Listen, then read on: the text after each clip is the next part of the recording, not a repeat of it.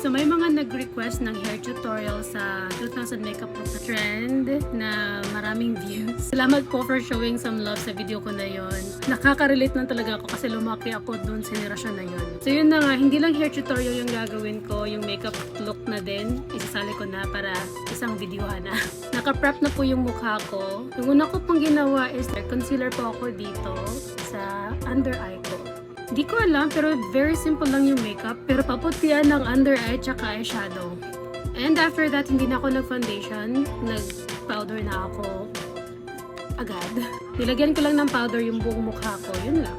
At dahil nga paputian ng under eye tsaka eyeshadow, I put more powder dito and dito. Just around my eyes. Sa mata ko, gagamitin ko tong very light na eyeshadow shade dito sa aking choice of palette. Ayan, at saka, and then dito sa under eye, sinali ko na din. Lalagyan na natin yung ating shimmer eyeshadow. Lagyan nyo yan siya dyan. Ewan ko kung ano tawag sa inyo. Sa amin kasi nun, pag buo yung eyeshadow yung tinatawag namin full moon. Pero pag hanggang dito lang naman, tinatawag namin half moon. Gagamitin ko lang tong brush para sa ating under eye shimmer. Ewan ko lang, pero dati kasi pag puti dito, parang fresh na fresh yung feeling namin. Sa comment section may nagsabi, wala namang wing eyeliner nun.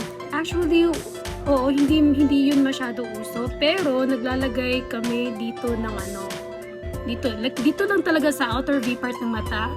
Naglalagay kami dito nun. Yan. Pag ganyan. Yan lang. Literal na ganyan lang talaga. As mascara. Naririnig nyo ba yung huni ng mga ibon?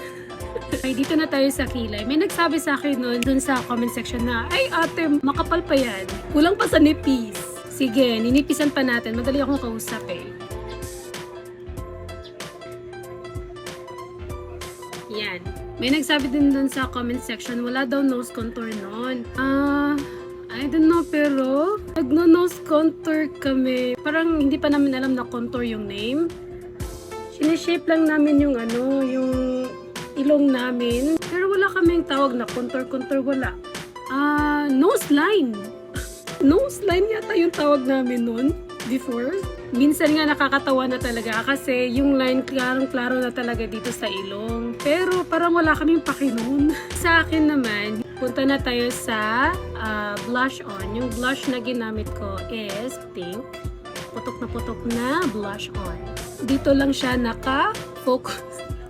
Sa video ko na yon, yung ginamit ko na lipstick ay medyo orange kasi nung mga sumikat noon is yung bright orange or peach at saka pink. May dalawang makeup look ako na ginawa for 2000 makeup trend. Ito yung isa, tapos ito yung isa. Yung isa, yung ginawa ko, yung ginamit ko na lipstick is pink, vibrant pink.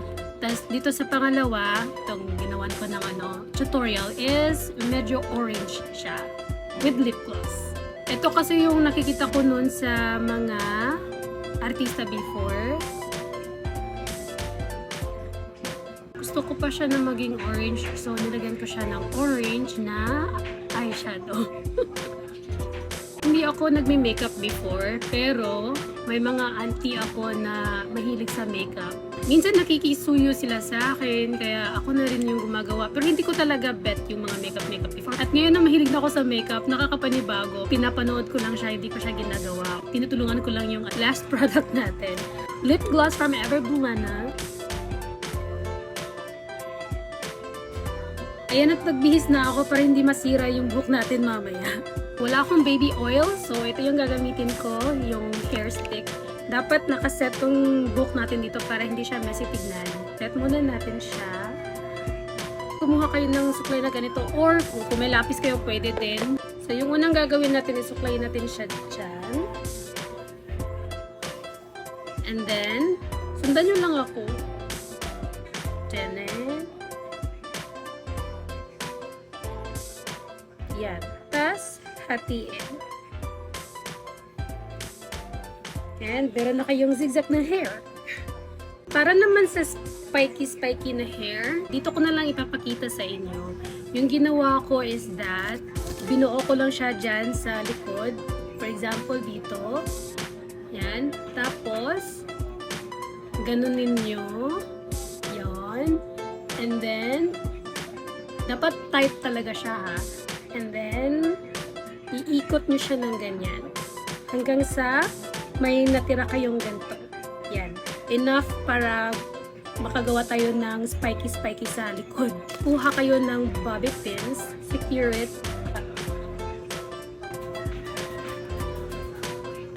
Yan. O, diba? Ganyan na siya.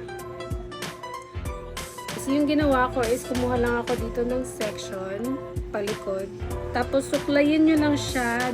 Hindi ganyan yung gusto natin ni Aim. Kaya, suklayin nyo siya para maganda siya tingnan yun.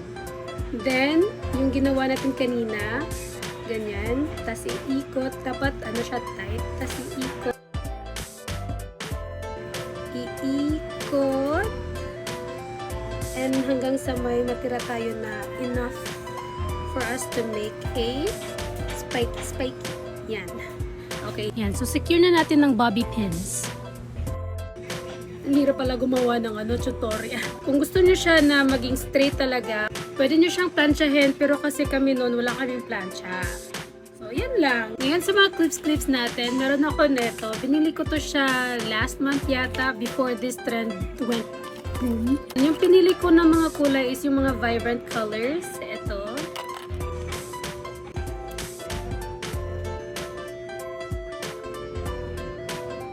Meron akong dalawang earrings. Binili ko to nung nag-staycation kami. Nag-bikini kami and ito yung accessory na pinili ko kasi blue yung bikini ko. And this is the final look. This is my 2000 makeup trend Filipino edition.